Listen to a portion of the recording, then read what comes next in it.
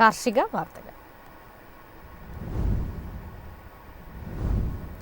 വിഴിഞ്ഞത്ത് പുതിയ മത്സ്യബന്ധന തുറമുഖത്തിന് സർക്കാർ അനുമതി. വിഴിഞ്ഞം അന്താരാഷ്ട്ര തുറമുഖ പദ്ധതിയുടെ കരാറിന്റെ ഭാഗമായാണിത്.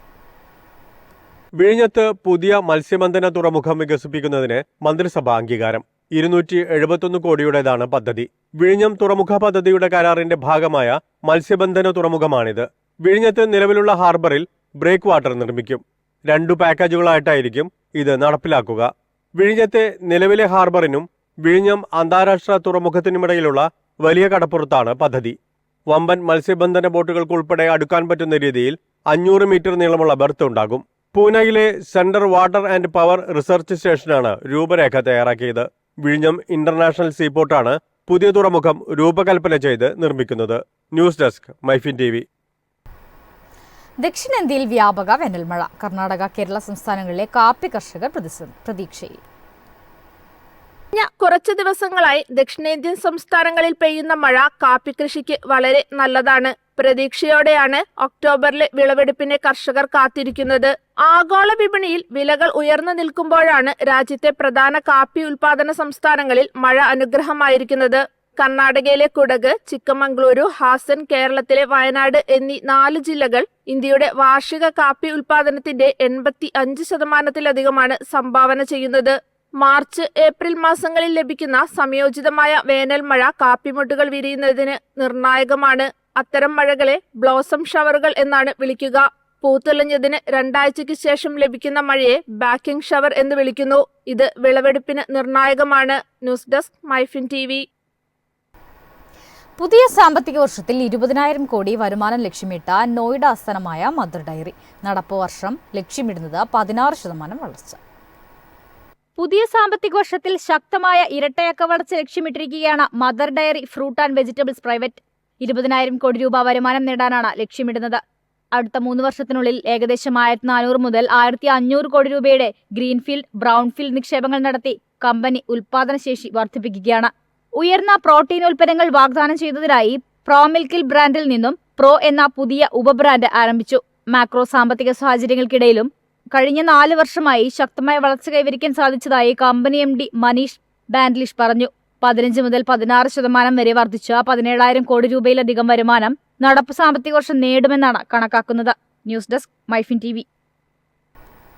ആഭ്യന്തര റബ്ബർ വില വീണ്ടും 200 രൂപ കടന്നു. ഓപ്പൺ മാർക്കറ്റിൽ RSS 4 കിലോയ്ക്ക് 206 രൂപയായി. 200 രൂപയ്ക്ക് മുകളിൽ ചരക്കെടുക്കാൻ തയ്യാറാണെങ്കിലും മാർക്കറ്റിലേക്ക് റബ്ബർ വരുന്നില്ലെന്ന് വ്യാപാരികൾ പറയുന്നു. കഴിഞ്ഞ വർഷം ഓഗസ്റ്റിൽ RSS 4ന്റെ വില 247 രൂപയിലെത്തിയിരുന്നു. വേനൽ കടുത്തതിനാൽ ചെറുകിട കർഷകർ ടാപ്പിംഗ് നിർത്തിവെച്ചിരിക്കുകയാണ്. ഇതോടെ ഉൽപാദനം നേർപകുതിയായി കുറഞ്ഞു. കഴിഞ്ഞ 3 ദിവസമായി കോട്ടയം, കൊച്ചി മാർക്കറ്റിൽ RSS 4ന്റെ വില കിലോയ്ക്ക് 204 രൂപയിൽ തുടരുകയാണ്. രാജ്യാന്തര മാർക്കറ്റിൽ RSS 4 വില 200-ന് മുകളിൽ നിലയുറപ്പിച്ചിരിക്കുകയാണ്. ബാങ്കോക്ക് മാർക്കറ്റിൽ RSS 4ന്റെ വില 207.95 രൂപയായി ഉയർന്നു. രാജ്യാന്തര വിലയും കണ്ടെയ്നർ നിരക്കും ഉയർന്നു നിൽക്കുകയാണ്. ഇറക്കുമതി ലാഭകരമല്ലാത്ത സാഹചര്യത്തിൽ കമ്പനികൾ ആഭ്യന്തര മാർക്കറ്റിൽ നിന്ന് ചരക്കെടുക്കാൻ തുടങ്ങിയതാണ് വില ഉയരാൻ കാരണമായി കണക്കാക്കുന്നത്. ചരക്ക് ദൗർലഭ്യം നിലനിൽക്കുന്നതിനാൽ വില വീണ്ടും ഉയരുമെന്നാണ് വ്യാപാരികൾ പറയുന്നത്. News desk MyFin TV. വെളിച്ചെണ്ണയുടെയും കൊപ്രയുടെയും വില റെക്കോർഡ് ഉയരത്തിൽ. ചരക്ക് ക്ഷാമം രൂക്ഷം. അടച്ചുപൂട്ടൽ ഭീഷണിയിലാണ് ചെറുകിട മില്ലുകാർ. ഉൽപാദനത്തിലും വിതരണത്തിലുമുള്ള ഇടിവ് വെളിച്ചെണ്ണയുടെയും കൊപ്രയുടെയും വില റെക്കോർഡ് നിലയിലേക്ക് ഉയരുകയാണ്. ഇത് മതിയായ വിലയ്ക്ക് കൊപ്ര കിട്ടാത്തത് മൂലം ചെറുകിട മിൽ യൂണിറ്റുകൾ അടച്ചുപൂട്ടൽ ഭീഷണിയിലാണ്. കേരളത്തിലെ വെളിച്ചെണ്ണയുടെ മൊത്തവില കിലോയ്ക്ക് 261 രൂപയായി ഉയർന്നതായി Cochin oil merchants association president Talat Mahmood പറഞ്ഞു. കൊപ്ര വില 174 രൂപയായി ഉയർന്നു. 2017-18 കാലയളവിലാണ് ഏറ്റവും ഉയർന്ന വിലയായ 200 രേഖപ്പെടുത്തിയിരുന്നത്. നിലവിൽ കേരളത്തിലും തമിഴ്നാട്ടിലും കൊപ്ര വിതരണം 40 മുതൽ 50% വരെ കുറഞ്ഞിട്ടുണ്ട്. News desk MyFin TV. വട്ടവടയിലെ സ്ട്രോബെറി ചെടികളിൽ അജ്ഞാത രോഗം. വിലയിൽ കനത്ത ഇടിവ് നേരിടാനാകാതെ കർഷകർ. 1 മാസം മുൻപ് കിലോയ്ക്ക് 600 രൂപ വില ലഭിച്ചിരുന്ന സ്ട്രോബെറി പഴത്തിന്റെ വില ഇപ്പോൾ 300-ൽ താഴെയാണ്. സ്ട്രോബെറി പഴങ്ങളുടെ വിളവെടുപ്പ് ആരംഭിച്ച അവസരത്തിലാണ് ചെടികൾക്ക് രോഗബാധ ബാധിച്ചത്. ഇലകൾ ചുരുണ്ട് അഴുകിപ്പോകുന്ന രോഗമായിരുന്നു ആദ്യം. പഴങ്ങൾക്കും രോഗം ആരംഭിച്ചതോടെയാണ് ഡിമാൻഡ് ഇല്ലാതായത്. വട്ടവട പഞ്ചായത്തിലെ കോവിലൂർ, വട്ടവട, പഴത്തോട്ടം, ചിലന്തിയാർ എന്നിവിടങ്ങളിലെ ഏക്കർ കണക്കിന് സ്ഥലത്താണ് സ്ട്രോബെറി കൃഷി. മുൻവർഷങ്ങളിൽ ഓഗസ്റ്റ് മാസത്തിൽ കൃഷി ചെയ്ത നവംബർ ഡിസംബർ മാസങ്ങളിലായിരുന്നു വിളവെടുപ്പ്.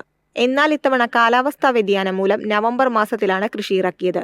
പൂനെയിൽ നിന്നെത്തിച്ച അത്യുൽപാദന ശേഷിയുള്ള Winter Dawn, Sweet Charlie, Camarosa എന്നീ ചെടികളാണ് ഇത്തവണ നട്ടത്. News desk MyFin TV.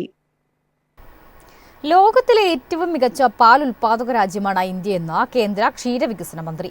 5 വർഷത്തിനുള്ളിൽ 300 മില്യൺ മെട്രിക് ടൺ പാൽ ഉൽപ്പാദിപ്പിക്കുകയാണ് ലക്ഷ്യമെന്നും മന്ത്രി വ്യക്തമാക്കി. ലോകത്തിലെ ഏറ്റവും വലിയ പാൽ ഉൽപാദക രാജ്യമാണ് ഇന്ത്യ. നിലവിലെ 239 മില്യൺ മെട്രിക് ടൺ ഉൽപാദനത്തിൽ നിന്ന് അടുത്ത 5 വർഷത്തിനുള്ളിൽ 300 മില്യൺ മെട്രിക് ടൺ പാൽ ഉൽപ്പാദിപ്പിക്കുക എന്നതാണ് ലക്ഷ്യമെന്ന് കേന്ദ്ര ക്ഷീരവികസന മന്ത്രി രാജീവ് രഞ്ജൻ പറഞ്ഞു. 2014 മോദി സർക്കാർ രാഷ്ട്രീയ ഗോകുൽ മിഷൻ ആരംഭിച്ചതിനുശേഷം രാജ്യത്തെ പാൽ ഉൽപാദനം 63.5% വർദ്ധിച്ചുവെന്നും അദ്ദേഹം വ്യക്തമാക്കി. അടുത്ത 3 വർഷത്തിനുള്ളിൽ ഇത് 15% വർദ്ധിപ്പിക്കുമെന്നാണ് കേന്ദ്രം വ്യക്തമാക്കിയിരിക്കുന്നത്. രാജ്യത്ത് ഏകദേശം 10 കോടി ആളുകൾ പാലുൽപാദനത്തിൽ ഏർപ്പെട്ടിട്ടുണ്ടെന്നും അതിൽ 75% സ്ത്രീകളാണെന്നും മന്ത്രി പറഞ്ഞു. ഇന്ത്യയിൽ ഒരാൾക്ക് 471 ഗ്രാം പാൽ ഉപയോഗിക്കുന്നുണ്ടെന്നും അദ്ദേഹം സൂചിപ്പിച്ചു. തദ്ദേശീയ കാലി ഇനങ്ങളുടെ വികസനവും സംരക്ഷണവും, കന്നുകാലികളുടെ ജനിതക നവീകരണം, കന്നുകാലികളുടെ പാലുൽപാദനവും ഉൽപാദനക്ഷമതയും വർദ്ധിപ്പിക്കുക, അതുവഴി കർഷകർക്ക് പാലുൽപാദനം കൂടുതൽ ലാഭകരമാക്കുക എന്നിവയാണ് പദ്ധതിയുടെ പ്രധാന ലക്ഷ്യം. News desk MyFin TV. ഇന്നത്തെ കമ്പോള നിലവാരം. ഇന്നത്തെ കമ്പോള നിലവാരം: RSS 4 204, RSS 5 201, ലാറ്റക്സ് 138,